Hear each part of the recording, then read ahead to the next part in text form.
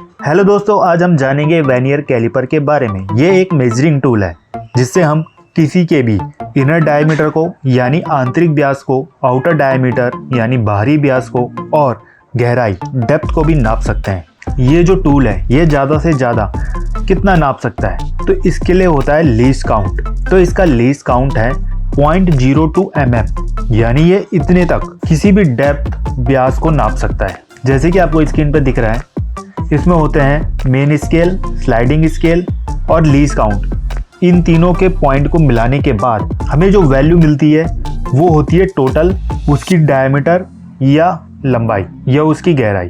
तो अब हम इसे नापेंगे कैसे, आइए देखते हैं। मान लीजिए हमें मेन स्केल जो हमारा है वहाँ पर हम देखेंगे तो यहाँ पर देखिए यह जा रहा है 37 तक। इसका मेन स्केल का पॉइंट हर उसमें एक एक अंक बढ़ता है। तो यहाँ पर देखिए 30, उसके बाद 31, 32, 33, 34 और 35, उसके बाद 36, 37 पे आके ये रुका हुआ है। और स्लाइडिंग में हम कैसे पहचानेंगे? स्लाइडिंग में हम ऐसे पहचानेंगे कि जो भी लाइन इससे मैच खाती हो वहाँ पर इस काउंट को हम मान लेंगे। इसका हर एक पार्ट 10-10 का होता है। तो जैसे यहाँ पर पहला 10, फिर उसके बाद 10, तो 20 हो गए।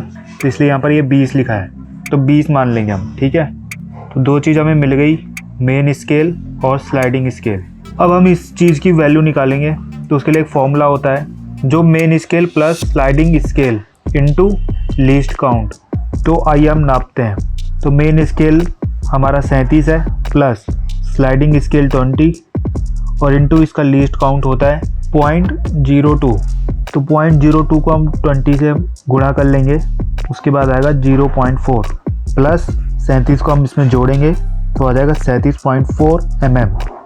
तो जो वर्नियर कैलिपर में हमने इसकी वैल्यू नापी थी उसका वैल्यू आई 37.4 mm। अब आपके लिए एक क्वेश्चन है जिसमें मेन स्केल 16 है और स्लाइडिंग स्केल 44। आप मुझे इसकी वैल्यू कमेंट करके ज़रूर बताइए कितने mm इसकी वैल्यू आई।